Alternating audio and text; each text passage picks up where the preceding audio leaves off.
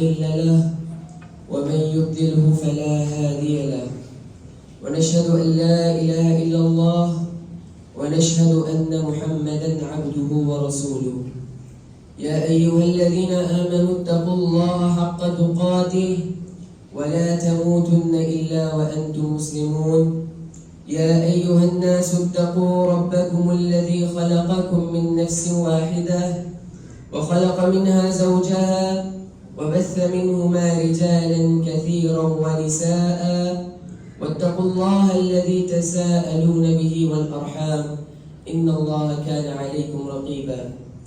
يا أيها الذين آمنوا اتقوا الله وقولوا قولا سديدا يصلح لكم أعمالكم ويغفر لكم ذنوبكم ومن يطع الله ورسوله فقد فاز فوزا عظيما.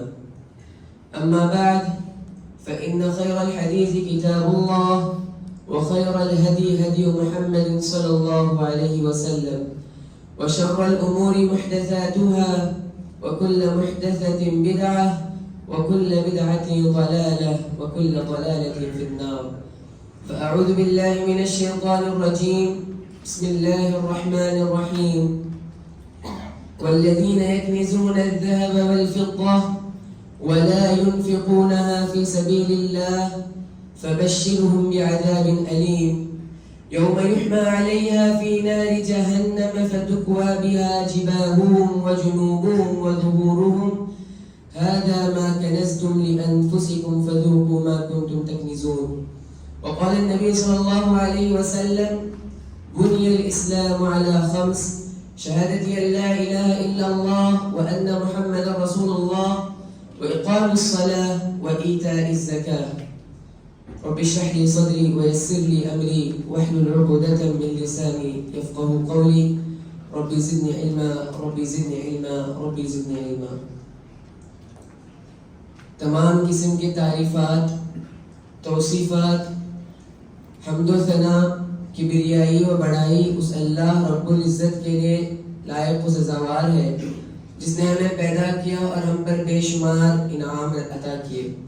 بعدہ درود و سلام ہو تمام انبیاء علیہ السلام پر، خصوصاً میرے اور آپ کے آخری نبی جناب محمد رسول اللہ صلی اللہ علیہ وسلم پر. حاضرین، آج جس عنوان کے تحت میں آپ حضرات کے سامنے گفتگو کرنے جا رہا ہوں وہ ہے زکوٰۃ اور صدقۃ الفطر کے مسائل. اللہ رب العزت سے دعا ہے کہ اللہ ہم تمام کو تو سننے، سمجھنے اور اس پر عمل پیرا ہونے کی توفیق عطا فرما. آمین. حاضرین، زکوٰۃ یہ عربی زبان کا ایک لفظ ہے جس کے لغت میں 2 معنی بیان کیے جاتے ہیں. سب سے پہلا معنی یہ کہ کسی چیز کو پاک کرنا اور دوسرا معنی کسی چیز کو بڑھانا. گویا جب بندہ زکوٰۃ ادا کرتا ہے تو اللہ رب العزت اس بندے کے زکوٰۃ ادا کرنے کے سبب اس کے مال میں بڑھوتری کرتا ہے اور ساتھ ہی اللہ رب العزت اس کے مال کو پاک و صاف کر دیتا ہے. یعنی نہ انجانے میں اگر بندہ حلال کمائی میں اس کے اگر کچھ غلط مال آ جائے تو اللہ رب العزت زکوٰۃ ادا کرنے کے سبب اس کے مال کو پاک و صاف کر دیتا ہے. اور شرعی اعتبار سے اگر دیکھا جائے تو زکوٰۃ ہمارے مال کا وہ مخصوص حصہ جو مخصوص شرائط کے ساتھ مخصوص لوگوں کو مخصوص وقت گزر جانے کے بعد دیا جائے اسے زکوٰۃ کہا جاتا ہے. انشاءاللہ اس کے تعلق سے ہم خطبے میں سمجھیں گے کہ یہ زکوٰۃ کیا ہے اور کن کو زکوٰۃ دینی چاہیے، اس کے پیچھے کے فوائد کیا ہیں اور نہ دینے کے نقصانات کیا ہیں. انشاءاللہ ان تمام باتوں کو آج ہم سنیں گے. اللہ سے دعا ہے کہ اللہ ہم تمام کو سننے، سمجھنے اور اس پر عمل پیرا ہونے کی توفیق عطا فرما. حاضرین، زکوٰۃ یہ دین اسلام کا ایک اہم ستون ہے. پیارے نبی صلی اللہ علیہ وسلم نے فرمایا: بنی الاسلام علی 5 کہ اسلام کی بنیاد 5 چیزوں پر رکھی گئی ہے. یعنی اسلام کی جو عمارت ہے یہ 5 پلرز پر کھڑی ہے.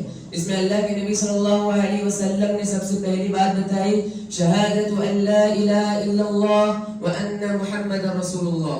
کہ سب سے پہلی چیز یعنی سب سے پہلا رکن جو ہے وہ شہادتین کا اقرار کرنا ہے. پھر اللہ کے نبی نے کہا وَإِقَامِ الصَّلَاةِ، نماز ادا کرنا، نماز قائم کرنا.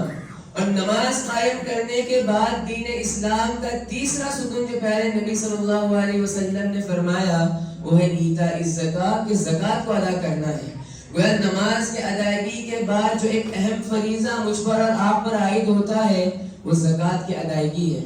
قرآن مجید کا جب مطالعہ کرتے ہیں، قرآن مجید پر جب غور کرتے ہیں تو پتہ چلتا ہے کہ اللہ رب العزت نے قرآن مجید میں جہاں پر اقامت صلاۃ کا تذکرہ کیا تو اکثر و بیشتر مقامات پر اقامت صلاۃ کے ساتھ ساتھ ایتاء الزکاۃ کا بھی تذکرہ موجود ہے.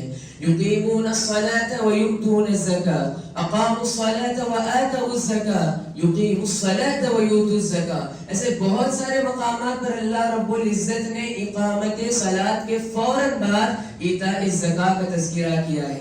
ان دونوں کے درمیان تعلق کیا ہے؟ تو ان دونوں کے درمیان تعلق کے سلسلے میں کہا جاتا ہے کہ اقامت صلاۃ یہ حقوق اللہ کا عنوان ہے تو ایتاء الزکاۃ جو ہے حقوق العباد کا عنوان ہے. ساتھ ہی یہ بھی بتایا کہ علماء نے کہا کہ اللہ رب العزت نے اقامت صلاۃ کے فوراً بعد ایتاء الزکاۃ کا تذکرہ کیا وہ مسلمانوں کو پیغام دینے کے لیے کہ جس طرح تم نماز کی ادائیگی میں آگے بڑھ کے رہتے ہو تو زکوٰۃ کے معاملے میں بھی آگے بڑھ کے رہو. جس طرح تم نماز کی ادائیگی کو ضروری سمجھتے ہو اسی طرح زکوٰۃ کی ادائیگی کو بھی تم ضروری سمجھا کرو. جس طرح تم زکوٰۃ چھوڑنے سے اپنے آپ کو روکے رکھتے ہو اسی طرح تم زکوٰۃ ادا نہ کرنے سے اپنے آپ کو بچاتے رہو. گویا اللہ رب العزت نے اقامت صلاۃ کے بعد ایتاء الزکاۃ کا ذکر کر کے اتنا بڑا پیغام ہم تمام کے سامنے رکھا ہے. حاضرین، جو بندہ زکوٰۃ ادا کرنے کا انکار کرتا ہو یا زکوٰۃ ادا نہ کرتا ہو حساب پہنچنے کے بعد، تو ہم جب صحابہ کی زندگی کو دیکھتے ہیں تو ایسے لوگوں کے خلاف بڑا سخت موقف ہمیں نظر آتا ہے. پیارے نبی صلی اللہ علیہ وسلم کا جب انتقال ہوا اور پیارے نبی صلی اللہ علیہ وسلم کی وفات کے بعد جب حضرت ابو بکر رضی اللہ عنہ خلیفہ مقرر ٹھہرے تو سب سے پہلا مسئلہ جو حضرت ابو بکر رضی اللہ عنہ کے پاس آیا وہ یہ کہ بہت سارے لوگوں نے زکوٰۃ ادا کرنے سے انکار کر دیا. یہ کہنے لگے کہ پیارے نبی صلی اللہ علیہ وسلم کی حیاتی میں ہم اللہ کے نبی کے پاس زکوٰۃ ادا کیا کرتے تھے لیکن آج ہمارے درمیان پیارے نبی صلی اللہ علیہ وسلم نہیں ہے لہٰذا آج ہم زکوٰۃ ادا نہیں کریں گے. ابو بکر رضی اللہ عنہ نے بڑا سخت موقف اختیار کیا. کہا کہ وہ لوگ جو زکوٰۃ ادا کرنے سے انکار کرتے ہیں میں ان کے خلاف اعلان جنگ کر دیتا ہوں. عمر رضی اللہ عنہ نے جب یہ بات سنی تو حضرت ابو بکر رضی اللہ عنہ سے مخاطب ہوئے کہنے لگے کیف تقاتل الناس وقد قال النبي صلی اللہ علیہ وسلم امرت ان اقاتل الناس حتى يقولوا لا الہ الا اللہ. اے ابو بکر رضی اللہ عنہ آپ کیسے ان لوگوں کے خلاف اعلان جنگ کر سکتے ہو جبکہ پیارے نبی صلی اللہ علیہ وسلم نے تو یہ کہہ دیا ہے کہ جو بندہ کلمہ لا الہ الا اللہ کا اقرار کر دے اس کی جان تم پر حرام ہو چکی ہے. تو اے ابو بکر رضی اللہ عنہ آپ ان کے خلاف اعلان جنگ کیسے کر سکتے ہیں؟ ابو بکر رضی اللہ عنہ فرماتے ہیں واللہ لأقاتلن من فرق بین الصلاة والزکاة، کہ سن لو جو بندہ نماز اور زکوٰۃ کے درمیان فرق کرتا ہو میں ان کے خلاف اعلان جنگ کر دیتا ہوں. یعنی جو بندہ نماز کی ادائیگی کا اہتمام کرتا ہو لیکن زکوٰۃ کو چھوڑ دیتا ہو، زکوٰۃ کی ادائیگی کا اقرار کرتا ہو لیکن زکوٰۃ کے اندر تساہلی برتتا ہو تو ایسے شخص کے خلاف میں اعلان جنگ کر دیتا ہوں. پھر ابو بکر رضی اللہ عنہ فرماتے ہیں واللہ لو منعونی عقالا كانوا يؤدونها الى رسول الله صلی اللہ علیہ وسلم، اگر یہ لوگ جو اللہ کے نبی صلی اللہ علیہ وسلم کے پاس ایک اونٹ کا بچہ اگر وہ زکوٰۃ کے طور پر دیتے ہوں، اور ایک روایت کے اندر عناقن اور عقالن دونوں کا تذکرہ ملتا ہے کہ اگر ایک رسی کا ٹکڑا جو اللہ کے نبی صلی اللہ علیہ وسلم کے پاس وہ زکوٰۃ کے طور پر دیا کرتے ہوں لقاتلتهم على منعها، اگر وہ آج اس رسی کے ٹکڑے کو دینے سے انکار کر دے یا اونٹ کے بچے کو زکوٰۃ کے طور پر دینے سے انکار کر دے لقاتلتهم على منعها. ابو بکر رضی اللہ عنہ فرماتے ہیں کہ اللہ کی قسم میں ان کے خلاف جو ہے اعلان جنگ کر دوں گا اس چیز کو نہ دینے کے سبب. حضرت عمر رضی اللہ عنہ فرماتے ہیں فواللہ ما هو الا صدر اللہ شرح اللہ صدر ابی بکر رضی اللہ عنہ، کہتے ہیں کہ ابو بکر رضی اللہ عنہ کا جو یہ فیصلہ تھا، یہ اللہ رب العزت نے ابو بکر رضی اللہ عنہ کے سینے کو کھول دیا تھا. فعرفت انہ الحق. عمر رضی اللہ عنہ فرماتے ہیں کہ وقتی طور پر میں غلط سوچ رہا تھا، لیکن میں نے اس بات کا اعتراف کر لیا کہ حضرت ابو بکر رضی اللہ عنہ حق پر تھے. گویا پتا چلا کہ جو بندہ زکوٰۃ کا انکار کر دے یا زکوٰۃ ادا کرنے میں تساہلی برتے، تو صحابہ رضوان اللہ علیہم اجمعین کا اس تعلق سے بڑا سخت موقف مجھے آپ کو نظر آتا ہے. حاضرین، جب کوئی بندہ زکوٰۃ ادا کرتا ہے تو زکوٰۃ ادا کرنے کے اس کے لیے فوائد کیا ہوتے ہیں؟ اخروی فوائد تو بہت سارے ہیں. آئیے میں اور آپ چند ایک دنیاوی فوائد سمجھ لیتے ہیں.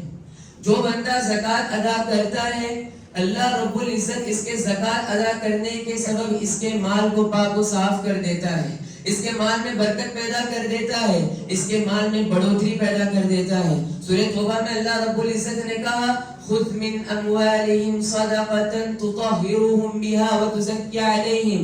اے نبی صلی اللہ علیہ وسلم، اہل ثروت جو لوگ ہیں، جو مالدار ہیں، جو صاحب نصاب ہیں، اے اللہ کریم ان سے زکوٰۃ کو وصول کیجئے، ان سے زکوٰۃ کو لیجئے، کیونکہ یہ زکوٰۃ ان کو پاک و صاف کر دے گی، ان کے مال کو پاک و صاف کر دے گی. اور سورہ روم میں اللہ رب العزت نے کہا وَمَا آتَيْتُم مِّن زَكَاةٍ تُرِيدُونَ وَجْهَ اللَّهِ، کہ جو لوگ اللہ رب العزت کے خاطر للہیت کے ساتھ، اخلاص کے ساتھ زکوٰۃ ادا کرتے ہیں، فَأُولَئِكَ هُمُ الْمُضْعِفُونَ، اللہ رب العزت ان کے مال میں بڑھوتری کر دیتا ہے، اللہ رب العزت ان کے مال میں برکت ادا فرماتا ہے.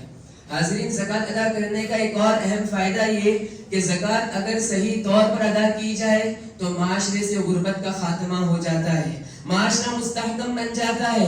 اس کی بے شمار مثالیں ہمارے پاس سلف کی زندگی میں موجود ہیں. عمر بن عبدالعزیز رحمہ اللہ کی زندگی کو دیکھیے، جب ان کا دور خلافت تھا تو اس موقع پہ زکوٰۃ کا اتنا بہترین نظام تھا کہ غربت کا مکمل طور پر خاتمہ ہو چکا تھا. لوگ جب زکوٰۃ لے کر نکلتے لوگوں کو دینے کے لیے تو زکوٰۃ لینے والا کوئی نہیں ملتا. لہٰذا مجھے آپ کو چاہیے اور معاشرے کے اہل ثروت لوگوں کو چاہیے کہ وہ زکوٰۃ کی ادائیگی میں پیش رہیں. آج بڑے افسوس سے کہنا پڑتا ہے کہ جو مالدار لوگ ہیں یا صاحب نصاب جو لوگ ہیں، وہ یا تو زکوٰۃ ادا نہیں کرتے ہیں، اور اگر کرتے بھی ہیں تو بغیر تحقیق کے کسی کو بھی زکوٰۃ اٹھا کر دیتے ہیں، جس کی وجہ سے مستحقین تک زکوٰۃ کا مال نہیں پہنچتا ہے اور آج بھی معاشرے میں غربت باقی رہتی ہے. لہٰذا مجھے آپ کو چاہیے کہ زکوٰۃ کے اس نظام کو منظم کریں اور مستحقین تک زکوٰۃ کے مال کو ادا کرنے کی کوشش کریں. حاضرین، زکوٰۃ ادا کرنے کا ایک اور اہم فائدہ یہ کہ زکوٰۃ ادا کرنے سے بندے کے دل میں مال کی جو فطری محبت ہوتی ہے وہ خود بخود کم ہو جاتی ہے. اللہ رب العزت نے کہا انہ لحب الخیر لشدید، کہ انسان ایسا ہے کہ مال کا بڑا محبتی ہے، مال کا بڑا لالچی ہے، وہ مال کی محبت میں بہت آگے نکل جاتا ہے. لیکن جو بندہ اس محبوب مال کو اللہ رب العزت کے راہ میں خرچ کر دے، اللہ رب العزت کے بتائے ہوئے مصارف میں اسے صرف کر دے، تو ایسے بندے کے دل سے مال کی محبت خود بخود کم ہو جاتی ہے اور اخروی فکر اس کے اندر آ جاتی ہے. لہٰذا زکوٰۃ ادا کرنے کے بے شمار فوائد ہیں. میں نے آپ حضرات کے سامنے چند ایک ابھی رکھ دیا. حاضرین، اب آگے بڑھتے ہیں. جو بندہ زکوٰۃ ادا نہ کرے، یعنی زکوٰۃ اس کے اوپر واجب ہونے کے باوجود وہ بندہ زکوٰۃ ادا نہ کرتا ہو، تو ایسے بندے کے لیے کیا باتیں قرآن اور حدیث میں بتائی گئی ہیں.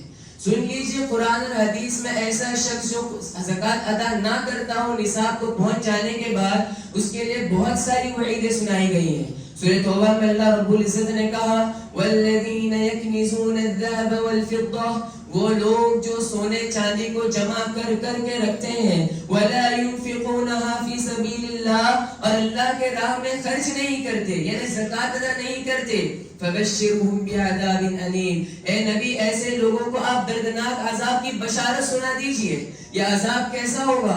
یوم یحمى علیہا فی نار جہنم، یہ جو مال، یہ سونا چاندی دنیا میں جمع کر رکھتے تھے، اس سونے چاندی کو روز قیامت آگ میں پگھلایا جائے گا.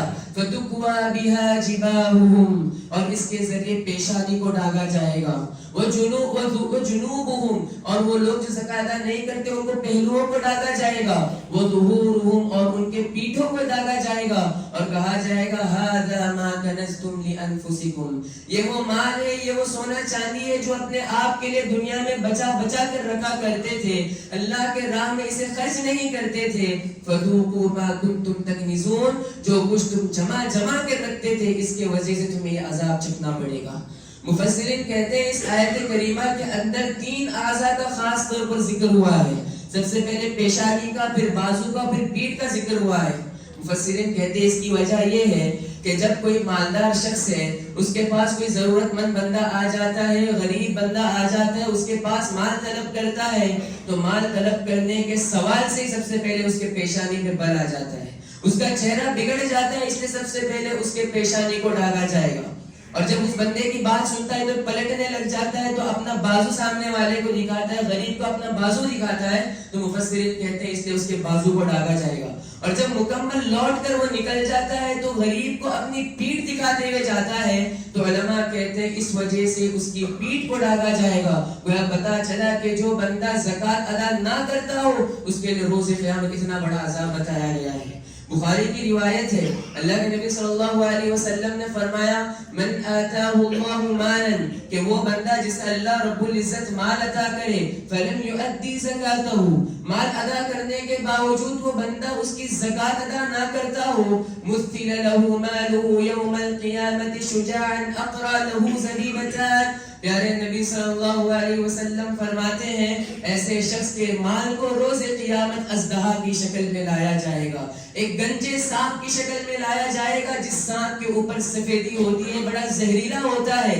لہو زبیبتان اس کے اوپر 2 سیاہ نقطے ہوں گے, اور یہ مال, یہ سانپ آ کر کیا کرے گا, یطوق به یوم القیامہ اس بندے کے گلے پر اپنے آپ کو باندھے رکھے گا, اس کا پھندا بن جائے گا اور کہے گا انا مالک انا کنزک میں تیرا وہ مال ہوں, میں تیرا وہ خزانہ ہوں جس کو تو دنیا میں تجوریوں میں رکھ کے رکھتا تھا, میں وہ تیرا مال ہوں جسے تو بینک اکاؤنٹ میں جمع کر کے رکھتا تھا.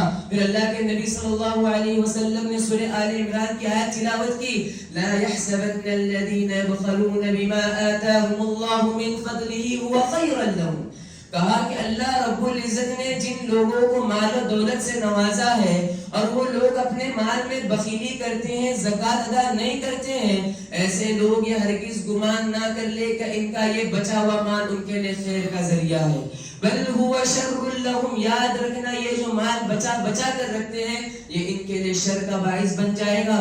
سيطوقون به يوم القیامہ روز قیامت انہیں اس مال کے ذریعے ان کے گلے میں پھندا باندھا جائے گا.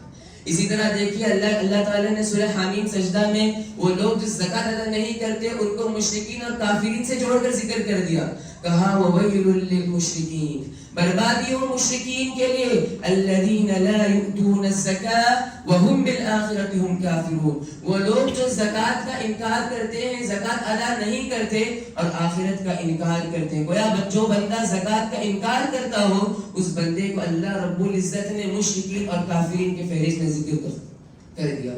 حاضرین اسی طرح دیکھیے وہ لوگ جو جانور اپنے پاس پالتے ہیں اور جانور ان کے نصاب تک پہنچ جائے اور وہ بندہ جانور پر زکات ادا نہیں کرتا, تو مسلم کی روایت اللہ کے نبی صلی اللہ علیہ وسلم نے کہا کہ ایسے لوگوں کو روز قیامت میدان محشر میں رسوا کن عذاب دیا جائے گا. کہا اللہ کے نبی صلی اللہ علیہ وسلم نے اونٹوں کے مالکوں کو لایا جائے گا, لٹایا جائے گا, بکریوں کے مالکوں کو لایا جائے گا, ان کو لٹایا جائے گا, اور ان کے پورے جانوروں کو قافلوں کی شکل میں لایا جائے گا. اور یہ جانور کیسے ہوں گے, دنیا میں جس طرح سب سے لحیم شہین جانور ہوا کرتے ہیں اس طرح یہ جانور آئیں گے اور اپنے مالک کو روند کر چلے جائیں گے. پیارے نبی صلی اللہ علیہ وسلم فرماتے ہیں جب آخری جانور گزر کے جائے گا تو پہلا جانور دوبارہ لوٹ کر آئے گا. گویا زکات ادا نہ کرنے کے سبب اتنا سخت ترین عذاب اللہ رب العزت قیامت کے دن دے گا. لہٰذا مجھے آپ کو چاہیے کہ ہم میں سے وہ لوگ جو صاحب نصاب ہیں, مالدار ہیں, وہ اللہ رب العزت کے لیے اپنی زکات کو صرف کریں. حاضرین اب سوال یہ ہے کہ زکات کب ادا کرنا ہے, تو یاد رکھیے شریعت اسلامیہ نے کچھ شرائط رکھے ہیں زکوٰۃ ادا کرنے کے لیے، اور وہ بنیادی 2 شرائط ہیں۔ اگر یہ 2 شرط کسی کے پاس پائے جائیں تو اس بندے کو زکوٰۃ ادا کرنا ہے۔ سب سے پہلی شرط یہ کہ اس کا مال جو ہے وہ نصاب تک پہنچ جائے، ایک مقرر حد تک پہنچ جائے۔ اگر وہ مال اس نصاب تک پہنچ جائے، یہ پہلی شرط ہے۔ اس کے بعد دوسری شرط ہے نبی صلی اللہ علیہ وسلم نے ذکر کی کہ اس مال کو نصاب پہنچ جانے کے بعد اس مال کا 1 سال گزر جائے، جس کو علمی اصطلاح میں ہولان ہول کہا جاتا ہے۔ یعنی رمضان المبارک کے مہینے میں اس کے پاس ایک بڑی رقم آ جاتی ہے، اب اگلے رمضان تک اس کے پاس وہ رقم باقی رہتی ہے اور وہ نصاب تک پہنچ جائے تو اس بندے کو اس مال میں زکوٰۃ ادا کرنا ہے۔ یہ کیا نصاب ہے انشاءاللہ ہم اسے آگے پر سمجھنے کی کوشش کرتے ہیں۔ دیکھیے بنیادی طور پر شریعت اسلام کے اندر 4 ایسے اموال ہیں، 4 ایسے مال ہیں جس کے اندر زکوٰۃ ادا کی جاتی ہے۔ سب سے پہلا مال جو ہے وہ سونا چاندی ہے۔ سونے چاندی میں ہمیں زکوٰۃ ادا کرنا ہے۔ پیارے نبی صلی اللہ علیہ وسلم کے زمانے میں سونے چاندی یہ جو ہے سکوں کی طرح استعمال کیے جاتے تھے۔ چاندی کے سکے کو درہم کہا جاتا اور سونے کے سکے کو دینار کہا جاتا تھا۔ پیارے نبی صلی اللہ علیہ وسلم کا ان کا نصاب بتاتے ہوئے کہا کہ جس کے پاس سونے کے 20 دینار ہو یا اس سے زائد ہو، یا پھر چاندی کے 200 درہم یا وہ اس سے زائد ہو، تو ایسے بندے کو اس مال میں 2.5% زکوٰۃ نکالنا ہے۔ آج کے حساب سے اگر ہم دیکھتے ہیں یہ نصاب کتنا پہنچتا ہے، تو علماء نے کہا سونے کا نصاب یہ 85 گرام تک پہنچتا ہے، 85 گرام تک پہنچتا ہے۔ یعنی جس بندے کے پاس 85 گرام سونا موجود ہو یا اس سے زائد ہو، یا چاندی کا نصاب 595 گرام تک پہنچتا ہے، اگر کسی بندے کے پاس 595 گرام چاندی ہو یا اس سے زائد ہو تو ایسے بندے کو اس میں 2.5% زکوٰۃ ادا کرنی چاہیے۔ اب سوال یہ آتا ہے، یہ بہت عام سوال ہے کہ کیا عورت جو اپنے زیورات پہنتی ہے اس میں زکوٰۃ ادا کرنا چاہیے یا نہیں چاہیے؟ بعض علماء کا اس تعلق سے فتویٰ یہ ہے کہ عورت جو زیورات استعمال کرتی ہے اس میں زکوٰۃ ادا نہیں کرنا چاہیے، لیکن جب کہ ہم دیکھتے ہیں احادیث کا مطالعہ کرتے ہیں تو بات پتہ چلتی ہے کہ جو عورت زیورات پہنتی ہے اس پر بھی زکوٰۃ ادا کرنا چاہیے۔ ابو داؤد کی روایت ہے، پیارے نبی صلی اللہ علیہ وسلم کے پاس ایک مرتبہ خاتون آتی ہے، اس کے ساتھ ایک چھوٹی بچی ہوتی ہے، اور اس بچی کے ہاتھ میں اللہ کے نبی صلی اللہ علیہ وسلم نے فرمایا مسکتان غلیظتان من ذهب، اس بچی کے ہاتھ میں 2 موٹے موٹے سونے کے کنگن موجود تھے۔ پیارے نبی صلی اللہ علیہ وسلم نے فوراً اس عورت سے سوال کیا کیا تم اس کی زکوٰۃ ادا کرتی ہو؟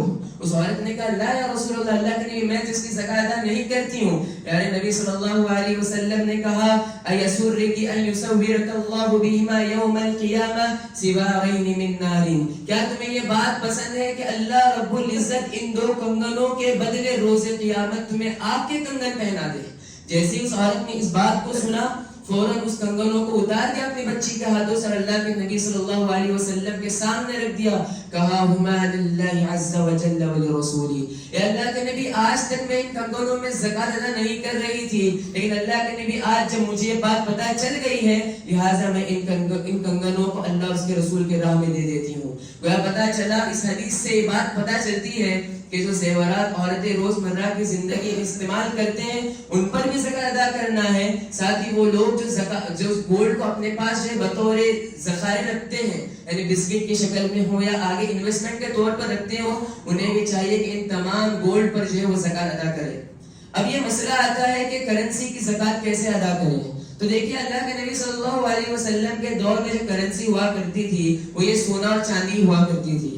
آج کے دور میں جب یہ کرنسی نوٹوں کی شکل میں بدل چکی ہے تو علماء کہتے ہیں کہ اگر کسی کے پاس اتنی مال و دولت ہے کہ وہ سونے کے نصاب یعنی 85 گرام تک پہنچ جائے یا چاندی کا نصاب یعنی 595 گرام تک پہنچ جائے یا اس سے زائد ہو جائے تو اس بندے کو اپنے مال میں 2.5% ادا کرنا چاہیے۔ اب یہ سوال آ جاتا ہے کہ اب بندہ سونے کا اعتبار کرے یا چاندی کا اعتبار کرے؟ تو دیکھیے علماء اس تعلق سے آج کے دور کے حساب سے یہ بات کہتے ہیں چونکہ آج کے زمانے میں سونے اور چاندی کے پرائز میں بڑا تفاوت پایا جاتا ہے۔ اگر کوئی بندہ 10 گرام سونا لینے جائے تو وہ 90,000 تک آتا ہے، جبکہ اگر وہ کوئی بندہ 10 گرام چاندی لینے جائے تو 1000 روپے میں مل جاتی ہے۔ تو علماء نے اس چیز کو سامنے رکھتے ہوئے کہا کہ اگر صرف زکوٰۃ میں گولڈ کا حساب لیا جائے, سونے کا نصاب رکھا جائے, تو بہت سارے لوگ ایسے ہوں گے جو زکوٰۃ ادا نہیں کر پائیں گے. اسی طرح معاشرے سے غربت ختم بھی نہیں ہوگی. لہٰذا ضرورت اس بات کی, علماء کہتے ہیں کہ چاندی کو اگر احتیاطاً نصاب شمار کیا جائے تو اگر کسی کے پاس 595 گرام چاندی کے برابر اگر قیمت ہو یا اس سے زائد ہو تو اس میں اسے 2.5% احتیاطاً نکالنا چاہیے. یہ سب سے پہلا مال جس میں زکوٰۃ ادا کرنی چاہیے. دوسرا مال جس میں زکوٰۃ ادا کرنی چاہیے وہ ہے کھیتوں کی پیداوار.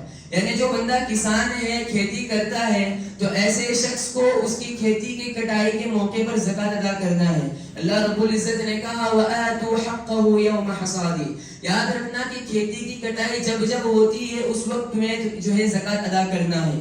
یعنی مال کے سلسلے میں تو بات یہ بتائی گئی کہ 1 سال مکمل گزر جانے کے بعد زکوٰۃ ادا کرنا ہے, جبکہ پیداوار کے سلسلے میں یہ بات بتائی گئی کہ جب جب کھیتی کی کٹائی کا موقع آتا ہے, اگر سال میں 2 مرتبہ کیوں نہ کھیتی کی کٹائی ہو, تو ایسے موقع پہ بندے کو سال میں 2 مرتبہ زکوٰۃ ادا کرنا ہے.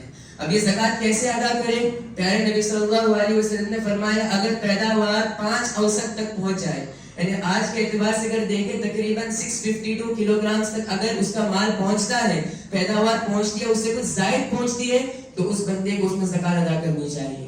اس میں بھی دیکھیں ایک باریک بات شریعت نے اس تعلق سے بتا دی کہ جو بندہ اپنی کھیتی میں پانی اپنی محنت سے لگاتا ہو, یعنی وہ بورویل کا استعمال کرتا ہو, واٹر ٹینکر منگاتا ہو, یا پھر کنواں وغیرہ کے ذریعے محنت کر کے پانی لاتا ہو, تو پیارے نبی صلی اللہ علیہ وسلم نے کہا کہ یہ جو پانی لانے کے لیے محنت کرتا ہے, لہٰذا اسے اس کے مال میں سے, پیداوار میں سے 20واں حصہ دینا ہوگا. یعنی مثال کے طور پر سمجھ لیجئے اگر کسی کے پیداوار 1000 کلو کچھ اناج نکلتا ہے اور وہ پانی خود سے سیراب کیا کرتا تھا, محنت کیا کرتا تھا, تو اسے چاہیے کہ وہ 50 کلو گرام اللہ رب العزت کے راہ میں دے دے. دوسرا معاملہ اللہ کے نبی نے بتایا کہ وہ بندہ جس کی کھیتی میں اللہ رب العزت کی طرف سے نازل ہونے والی بارش سے تمام معاملہ ہو جاتا ہے, اسے پانی لانے کی کوئی ضرورت محسوس نہیں ہوتی, تو ایسے شخص کے تعلق سے کہا کہ اسے اپنے پورے پیداوار میں سے 10واں حصہ دینا ہوگا. یعنی 1000 کلو کی اگر پیداوار نکلتی ہے تو اس بندے کو اس میں 100 کلو گرام اللہ رب العزت کے راہ میں دینا ہوگا. تیسرا مال جس میں زکوٰۃ ادا ہوتی ہے وہ ہے سامانی تجارت, مالی تجارت. یعنی جو بندہ تجارت کرتا ہے اس تجارت کے مال میں بھی اسے زکوٰۃ ادا کرنا ہے. اب اس میں ایک بڑا مسئلہ آ جاتا ہے کہ ایک مال 1 سال تک تو ہمارے پاس رہے گا نہیں, تو پھر اس میں کس طرح زکوٰۃ ادا کریں؟ تو علماء کہتے ہیں جب 1 سال گزر جائے تو وہ دیکھے کہ اس کے پاس کتنا مال موجود ہے, ساتھ میں اپنے بینک اکاؤنٹ میں کتنا مال ہے اس کو بھی شمار کر لے, اور اس کو معاشرے سے, بازار سے کتنا پیسہ آنا ہے ان تمام کو جوڑ لے, اور اس میں سے اس مال کو مائنس کر دے جو اسے لوگوں کو دینا ہے. اور جب مکمل مال کا حساب ہو جاتا ہے اور وہ مال اگر نصاب تک پہنچ جائے, یعنی سونے چاندی کے نصاب تک پہنچ جائے, تو اس بندے کو اس مال میں 2.5% جو ادا کرنا ہے.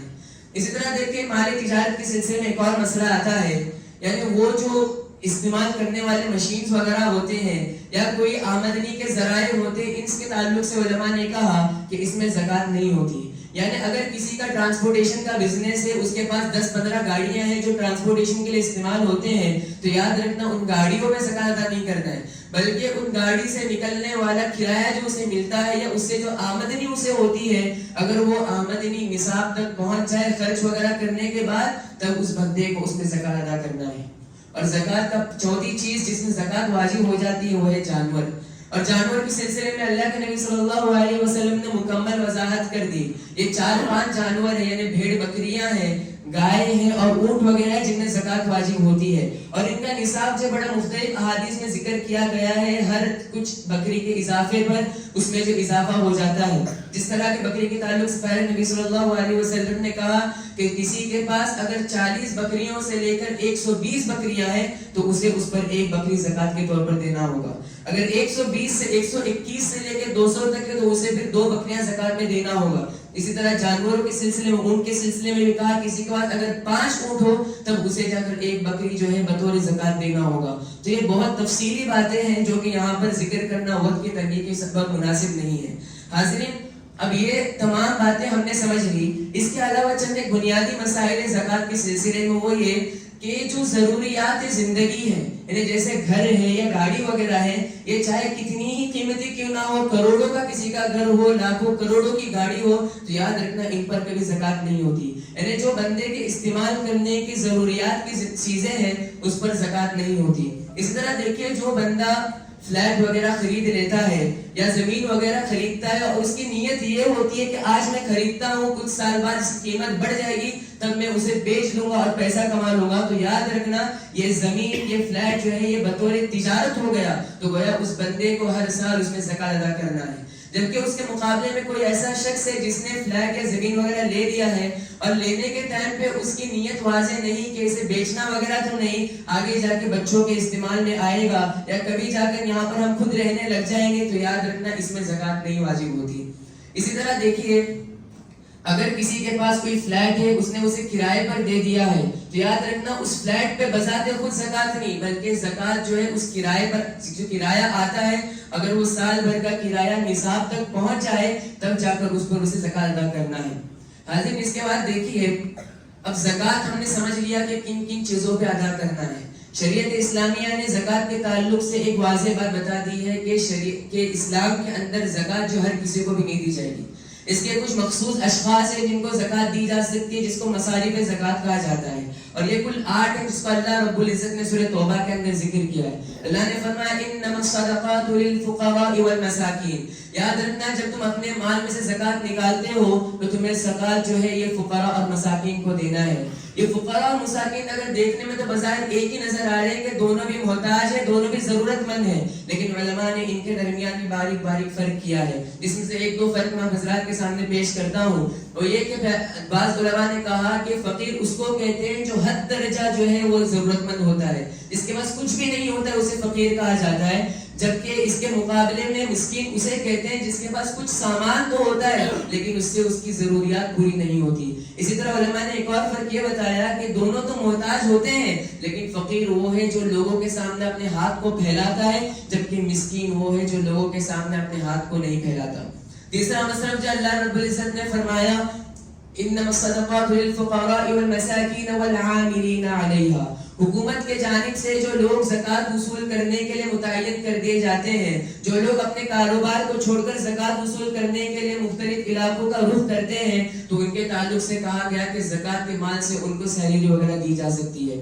اسی طرح اللہ تعالیٰ نے آگے فرمایا وَالْمُؤَلَّفَةِ قُلُوبُهُمْ، دلوں کو پھیرنے کے لیے اس کا استعمال ہو سکتا ہے، یعنی وہ لوگ جو ابھی اسلام لے کر آئے ہیں، نو مسلمین ہیں، ان کے بہت سارے مسائل ہوتے ہیں، تو زکات کے مال سے ان کے مسائل کو حل کیا جا سکتا ہے۔ اسی طرح وہ لوگ جو اسلام سے غیر مسلم ہیں لیکن اسلام کے تعلق سے رغبت رکھتے ہیں، اور اگر ان پر خرچ کر دیا جائے تو انہیں یقین ہو جائے گا کہ اسلام لانے کے بعد مسلمان ہمیں بے اور مددگار نہیں چھوڑنے والے ہیں، تو ایسے لوگوں پر بھی زکات خرچ کیا جا سکتا ہے۔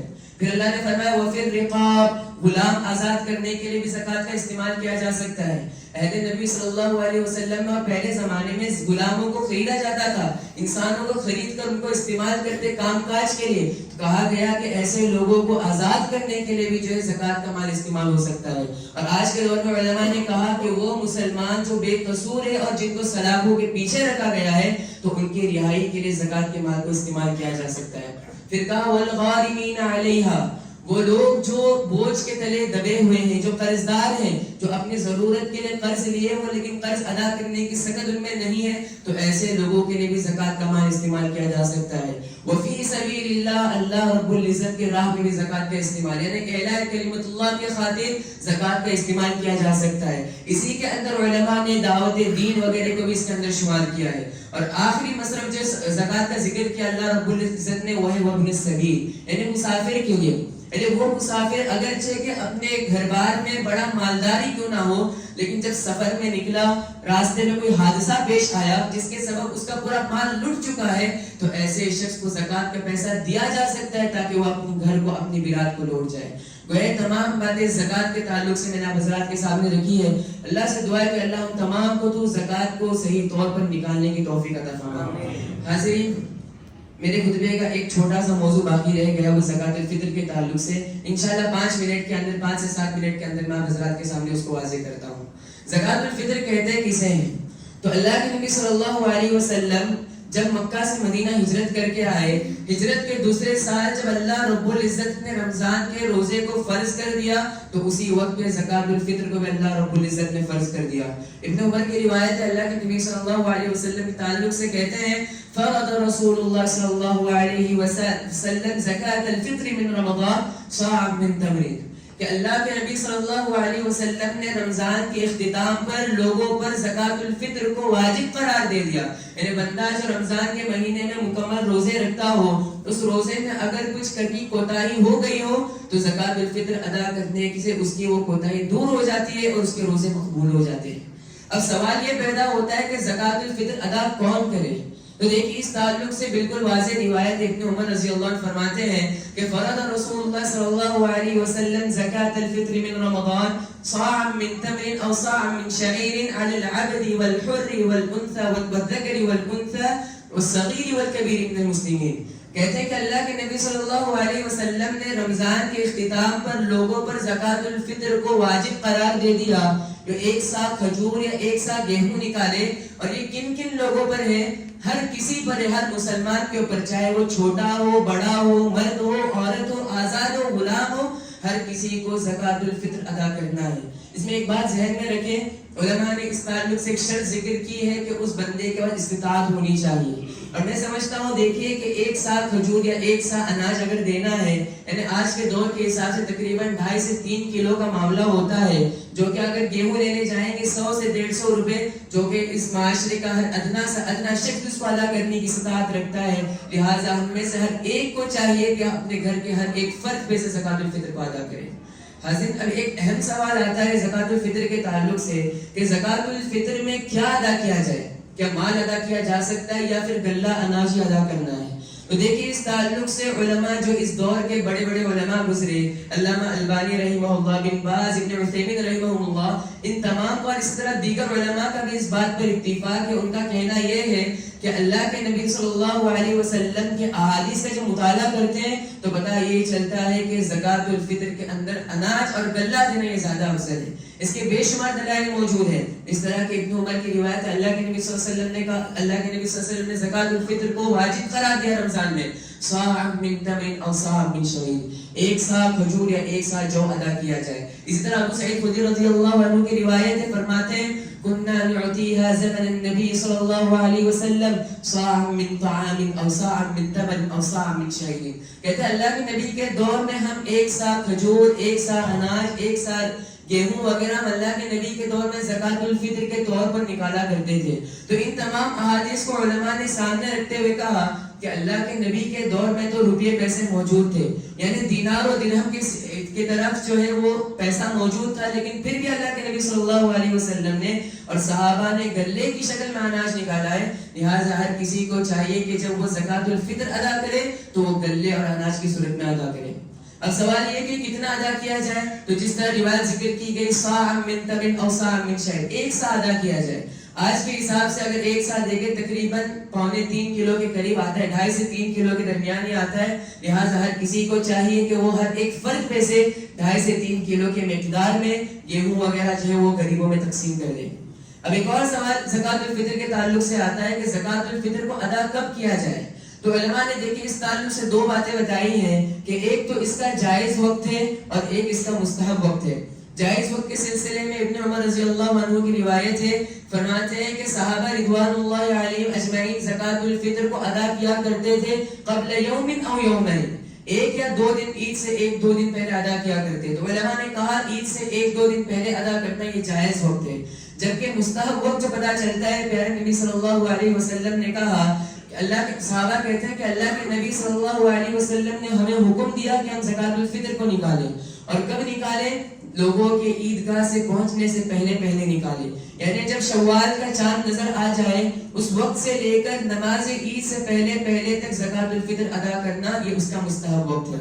اور یاد رکھنا جو بندہ زکوٰۃ الفطر کو عید کی نماز کا ادا کرتا ہے تو یہ زکوٰۃ الفطر شمار نہیں ہوتا ہے، ابن عباس رضی اللہ عنہ کی روایت ہے، فرماتے ہیں اللہ کے نبی نے صلی اللہ علیہ وسلم نے کہا من اداها قبل الصلاة فهي زکاۃ مقبولہ، کہ جو بندہ زکوٰۃ الفطر کو عید کی نماز سے پہلے ادا کر دے، یہی حقیقی معنی میں زکوٰۃ الفطر ہے. اور ومن اداها بعد الصلاة، اور جو بندہ اسے نماز کے بعد ادا کرتا ہے تو یاد رکھنا پیارے نبی صلی اللہ علیہ وسلم نے کہا یہ صدقۃ من الصدقات، یہ عام صدقات کی طرح ہے. لہٰذا مجھے آپ کو چاہیے کہ میں اور آپ اگر ہو سکے تو آج کل نہیں ہمیں اور آپ جو ہے وہ زکوٰۃ الفطر کو نکالیں، اور اگر ہمیں یقین ہے کہ ہم مستحب وقت میں ادا کر سکتے ہیں عید سے پہلے تو اس میں ادا کریں گے تو اور زیادہ افضل بات ہے. حاضرین، ایک آخری بات زکوٰۃ الفطر کے تعلق سے یہ کہ زکوٰۃ الفطر کی حکمت کیا ہے اور زکوٰۃ الفطر کس کو ادا کیا جائے. یہ پیارے نبی صلی اللہ علیہ وسلم کی روایت ہے، فرض رسول اللہ صلی اللہ علیہ وسلم زکوٰۃ الفطر، کہ اللہ کے نبی صلی اللہ علیہ وسلم نے زکوٰۃ الفطر کو لوگوں پر فرض کر دیا. اس کی دو حکمتیں پیارے نبی صلی اللہ علیہ وسلم نے فرمائی ہیں، طہرۃ للصائم من اللغو والرفث وطعمۃ للمساکین. پیارے نبی نے کہا کہ اس کے ذریعے روزے دار نے جو رمضان المبارک کے مہینے میں کوتاہیاں کچھ لغزشیں اس سے ہوئی ہیں تو زکوٰۃ الفطر ادا کرنے کے سبب اس کی لغزشیں وغیرہ دور ہو جاتی ہیں. اور دوسری حکمت پیارے نبی صلی اللہ علیہ وسلم نے فرمائی وطعمۃ للمساکین، مسکینوں کو کھانا دینے کی وجہ سے، یعنی وہ محتاج لوگ، وہ غریب و فقراء لوگ جو مسلمانوں کی اس اجتماعی خوشی میں مکمل طور پر شریک نہیں ہو پاتے مال کی تنگی کے سبب، تو اللہ کے نبی صلی اللہ علیہ وسلم نے کہا کہ زکوٰۃ الفطر ادا کرنے سے ایسے لوگ ان مسلمانوں کی اجتماعی خوشی میں شرکت کر سکتے ہیں. تو اس سے بات یہ بھی پتہ چلی کہ زکوٰۃ الفطر کا مال یہ مساکین کو دینا چاہیے جو واقعی معنوں میں ضرورت مند اور حاجت مند ہے. انہی باتوں پر میں اپنی باتوں کو ختم کرتا ہوں. اللہ رب العزت سے دعا ہے کہ اللہ ہم تمام کو تو زکوٰۃ کی اہمیت کو سمجھنے کی توفیق عطا فرما. اے اللہ ہم تمام کو، ہم میں سے جو لوگ صاحب ثروت ہیں، زکوٰۃ ادا کرنے کی استطاعت رکھتے ہیں، اے اللہ ہم تمام کو زکوٰۃ ادا کرنے کی توفیق عطا فرما. یا اللہ اسی طرح رمضان المبارک کا یہ مہینہ چل رہا ہے، ہم نے رمضان المبارک کے مہینے میں جو کچھ بھی عبادتیں کی ہیں یا اللہ ان تمام عبادتوں کو قبول فرما. یا اللہ رمضان المبارک کے بس ابھی گنے چنے 2-3 دن رہ گئے ہیں، یا اللہ ہم تمام کو کثرت سے عبادت کرنے کی توفیق عطا فرما. یا اللہ ہم تمام کو کثرت سے اس مہینے میں قرآن کی تلاوت کرنے کی توفیق عطا فرما. یا اللہ ہم تمام کو اس رمضان المبارک کو اپنے حق میں صدقہ جاریہ اور مغفرت کا ذریعہ بنانے کی توفیق عطا فرما. یا اللہ ہم تمام کو تو اگلے رمضان تک بھی حیات رکھ اور رمضان المبارک کا یہ مہینہ ہمیں نصیب فرما. اے اللہ وہ لوگ جو اس رمضان المبارک کے مہینے سے پہلے ہم سے گزر چکے ہیں، اے اللہ ان تمام کی مغفرت فرما، ان کے قبر کو منور کر دے. اے اللہ جب تک ہم اس دنیا میں رکھ ایمان پر ہو، ہمارا خاتمہ ہو تو ایمان پر ہو. ہمارا